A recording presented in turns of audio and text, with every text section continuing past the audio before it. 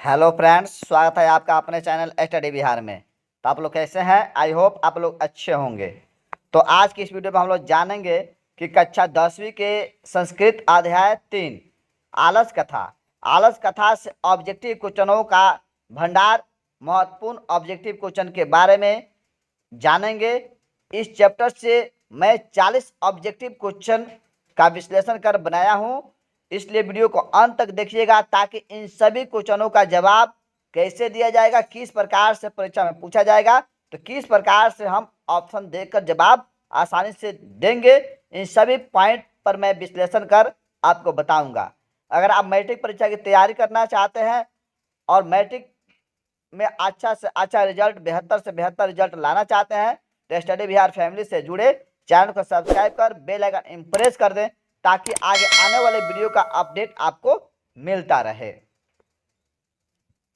तो आलस कथा पाठ के जो रचनाकार है कौन है? विद्यापति। आपसे क्वेश्चन पूछेगा कि आलस कथा पाठ के रचनाकार कौन है या रचयिता कौन है, तो क्या मारिएगा? विद्यापति। कौन है?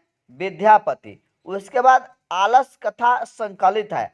आलस कथा जो पाठ है ना, किस ग्रंथ से संकलित है ऐसे भी पूछ सकता है, तो क्या मारिएगा? पुरुष परीक्षा। किससे संकलित है? तो पुरुष परीक्षा नामक ग्रंथ से क्या है? आलस कथा पाठ जो है संकलित है। उसके बाद आलस कथा जो है कैसी कथा है ना, आलस कथा जो है कैसी कथा है, तो व्यंग्यात्मक कथा मारिएगा। क्या मारिएगा? व्यंग्यात्मक कथा मारिएगा। उसके बाद क्वेश्चन क्या पूछा जा सकता है कि मैथिली कवि कौन है? मैथिली कवि के बारे में पूछ दे कि मैथिली कवि कौन है, तो विद्यापति। क्या मारिएगा? विद्यापति। मैथिली कवि कौन है? विद्यापति मारिएगा। नृत्यकार, आपसे क्वेश्चन पूछा जाएगा, नृत्यकार आलस को मानते हैं, नृत्यकार आलस को क्या मानते हैं? तो शत्रु। नृत्यकार आलस को क्या मानते हैं? शत्रु, मतलब दुश्मन मानते हैं, शत्रु मानते हैं। उसके बाद क्वेश्चन क्या पूछा जाएगा? मिथिला के मंत्री था, मतलब इस पाठ में बताया गया है कि मिथिला जो है वहां का मंत्री जो है एक बृहस्वर नामक राजा था। कौन था? बृहस्वर। मिथिला के मंत्री का नाम क्या था? बृहस्वर था, जो न गरीबों को अन्न और वस्त्र देता था। यह मंत्री जो था, मिथिला के मंत्री जो था बृहस्वर जो था, गरीबों को अन्न और वस्त्र क्या करता था? देता था। जो आलसी लोग रहते थे उसके लिए आलसशाला का भी निर्माण किया था, वहां रहकर आलसी लोग क्या करते थे? भोजन करते थे। तो यह काम कौन करता था? बृहस्वर। मतलब बृहस्वर जो था मिथिला के मंत्री था। उसका स्वभाव के बारे में पूछ देगा कि बृहस्वर कैसा था ना, तो वह दानशील था। क्या था? दानशील था, कारुणिक था, मतलब ये देगा, मतलब दया वाला आदमी था, मतलब दानशील मारिएगा, ऑप्शन में आपको मिल जाएगा। उसके बाद बृहस्वर, बृहस्वर स्वभाव की दृश्य आसित, मतलब बृहस्वर का स्वभाव कैसा था।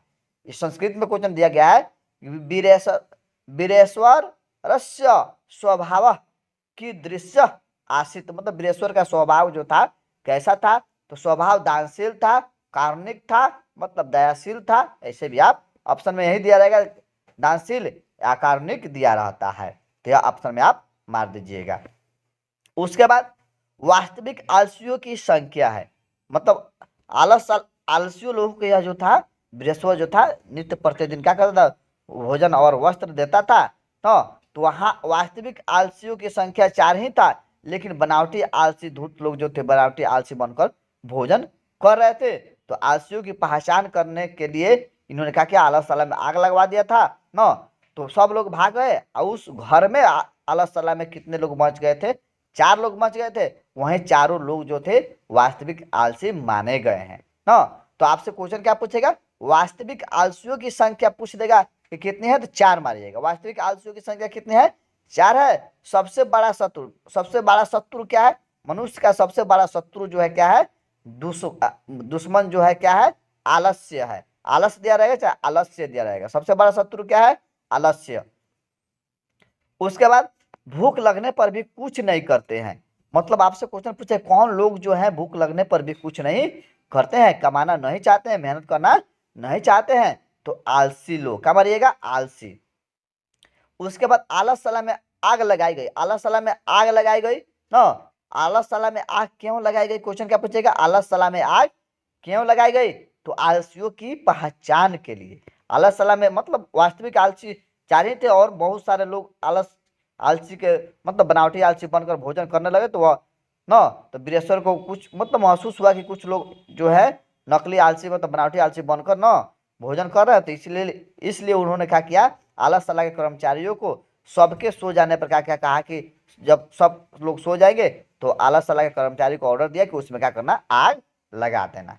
तो वही आपसे क्वेश्चन इससे तीन तीन टाइप से क्वेश्चन पूछा जा सकता है कि आलस साला में आग क्यों लगाई गई, तो आलसियों की पहचान के लिए आलस साला में आग लगाई गई। मतलब आलस साला में आग कब लगाई गई, क्यों लगाई गई, तो आलसियों की पहचान के लिए कब लगाई गई, तो सबके सो जाने पर न, तो आलस साला में आग लगाया मतलब आलस साला में आग किनके द्वारा लगाया गया था, तो आलस साला के कर्मचारियों के द्वारा। तो कर्मचारी दिया जाएगा आपको ऑप्शन में। आग लगे देख नहीं भागे, मतलब आग लगे देख कौन लोग नहीं भागे थे, तो आलसी लोग जो थे आग लगे देख कर भी नहीं भागे थे।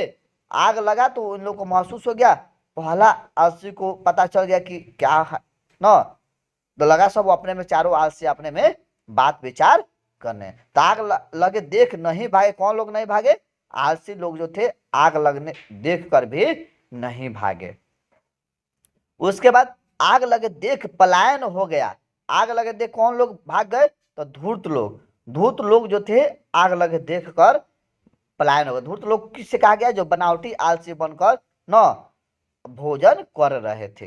तो बनावटी आलसी है, बनावटी आलसी कौन किसे कहा गया, बनावटी आलसी कौन है, तो धूर्त लोग जो थे बनावटी आलसी थे। उसके बाद आपसे क्वेश्चन क्या पूछेगा, आलसियों को बाहर निकाला गया। तो आलसियों को बाहर कैसे निकाला गया, केस पकड़ कर क्या किया गया, बाहर किया गया है। मैथिली कोकिला से प्रसिद्ध कवि कौन है, मैथिली कोकिला से प्रसिद्ध कवि कौन है, तो विद्यापति। मैथिली कोकिला से प्रसिद्ध कवि कौन है, विद्यापति। आलसियों को अन्न और वस्त्र देता है, आलसियों को अन्न और वस्त्र कौन देता है, तो वीरेश्वर। कौन देता है, वीरेश्वर। मतलब मिथिला के जो मंत्री था वीरेश्वर, वह आलसियों को अन्न और वस्त्र देता है। उसके बाद आपसे क्वेश्चन पूछा जाएगा, मनुष्य को नष्ट करता है, मनुष्य को नष्ट क्या नष्ट कर देता है, तो आलस जो है मनुष्य को नष्ट कर देता है, क्या मारिएगा, आलस। उसके बाद कार्मिक के बिना गति नहीं ना, आलसियों की मारिएगा, कार्मिक के बिना किनकी गति नहीं होती है, तो आलसियों की।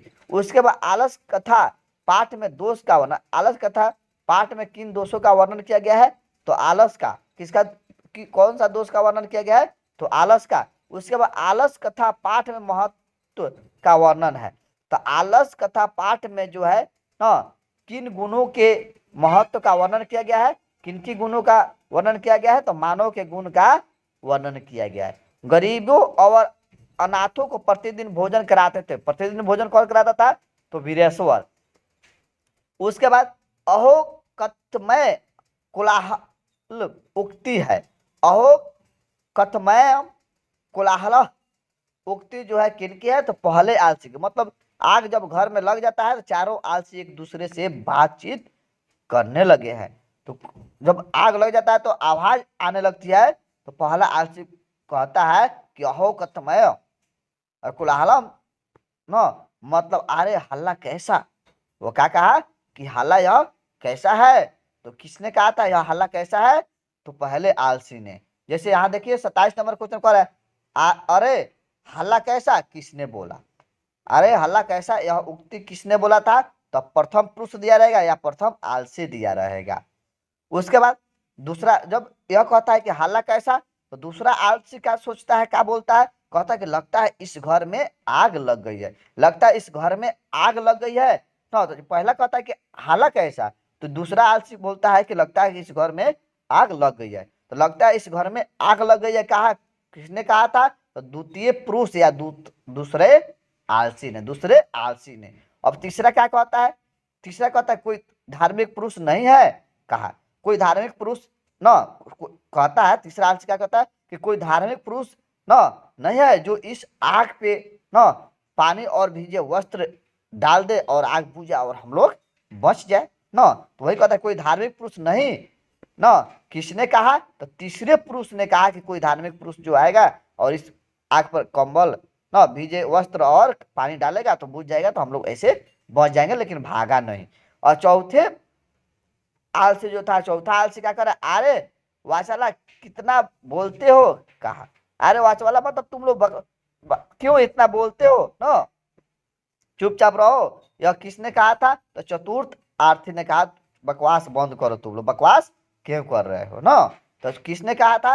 अरे वाचाल कितना बोलते हो, हाँ तुम लोग मतलब कितना बोलते हो, किसने कहा था? कि चतुर्थ पुरुष ने कहा, चुपचाप रहो। उसके बाद आपसे क्वेश्चन क्या पूछा जाएगा? आलस्य कथा पाठ कुतः संकलित। संस्कृत में क्वेश्चन दिया गया है कि आलस कथा पाठ कुतः संकलित, आलस कथा पाठ जो है किससे संकलित है? तो आलस कथा पाठ जो है पुरुष परीक्षा नामक ग्रंथ से संकलित है। तो पुरुष परीक्षा से आप ऑप्शन में दिया रहेगा, इससे मारिएगा, पुरुष परीक्षा नामक ग्रंथ से वह संकलित है। उसके बाद आलसियों के घर में आग लगवाता है। आलसियों के घर में आग लगवाता है कौन जो है? आलसियों के घर में आग लगवाता है तो योगी पुरुष जो था, हाँ योगी पुरुष, उसे क्या कहा गया? आलसियों के घर में जो आग लगवाया बृहस्पति था, और उसको क्या कहा गया? योगी पुरुष। मतलब आलसियों के घर में आग लगवाता, कौन आग लगवाता है? तो योगी पुरुष दिया रहेगा। उसके बाद आलसियों का रक्षक होता है। आलसियों का रक्षक कौन होता है? तो दयावान लोग जो होते हैं आलसियों के रक्षक होते हैं, तो दयावान मारिएगा। उसके संसार में बच्चों का सच्चा रक्षक है। संसार में बच्चों का सच्चा रक्षक कौन होता है? तो माता जो होती है संसार में बच्चों का सबसे ना सच्चा रक्षक होती है, रक्षा करने वाली। पति रक्षक होता है। पति किनका रक्षक होता है? स्त्रियों का। चाहे पत्नी का रक्षक कौन होता है? तो पति। ऐसे भी आपको घुमाकर पूछ सकता है। तो पति रक्षक होता है स्त्रियों का, बच्चों का, संसार में बच्चों का सच्चा रक्षक माता होती है। आलसियों का रक्षक जो होता है दयावान व्यक्ति होता है। उसके बाद आपसे क्वेश्चन क्या पूछा जाएगा? सारे सुखों का मूल क्या है? सारे सुखों का जो मूल होता है क्या होता है? संगठन होता है। क्या होता है? संगठन। उसके पुरुष परीक्षा शिक्षा देती है। पुरुष परीक्षा हमें क्या शिक्षा देती है? तो दोष निराकरण का पुरुष परीक्षा जो है हमें शिक्षा देती है कि दोष को दूर करने का प्रयत्न करना चाहिए ना। तो पुरुष परीक्षा क्या शिक्षा देती है? तो दोष निराकरण का। उसका भूखा रहना पसंद करता है। कौन लोग जो होते हैं भूखा रहना भी पसंद करते हैं लेकिन कमाएंगे नहीं, तो वही आलसी लोग जो होते हैं भूखा रहना भी पसंद करते हैं। अर्पित विग्रह विग्रह द्रव्य का भक्षण कर रहे थे दुष्ट का। मतलब कौन लोग? मतलब दुष्ट लोग जो थे ना, नकली आलसी बनकर वह क्या कर रहे थे ना, भोजन कर रहे थे। तो वही कहता अर्पित विग्रह द्रव्य का भक्षण कर रहे थे, तो दुष्का दिया रहेगा। तो दुष्का आप ऑप्शन में दिया रहेगा, तो आंसर मारिएगा। परिश्रम नहीं करना चाहते, मतलब कौन लोग जो होते हैं परिश्रम नहीं करना चाहते हैं? तो आलसी लोग जो होते हैं परिश्रम नहीं करना चाहते हैं। तो इस सब क्वेश्चन को आप अगर पढ़ लेते हैं तो आपका रिजल्ट बेहतर से बेहतर आने से कोई नहीं रोक सकता है। अगर वीडियो आपको अच्छा लगा हो तो चैनल को सब्सक्राइब करें और वीडियो को लाइक करना ना भूलें। कमेंट में बताएं कि आपका किस विषय में कमजोर है। उन सभी विषयों का स्टडी बिहार फैमिली के माध्यम से आपको तैयारी कराई जाएगी। जय हिंद, जय भारत।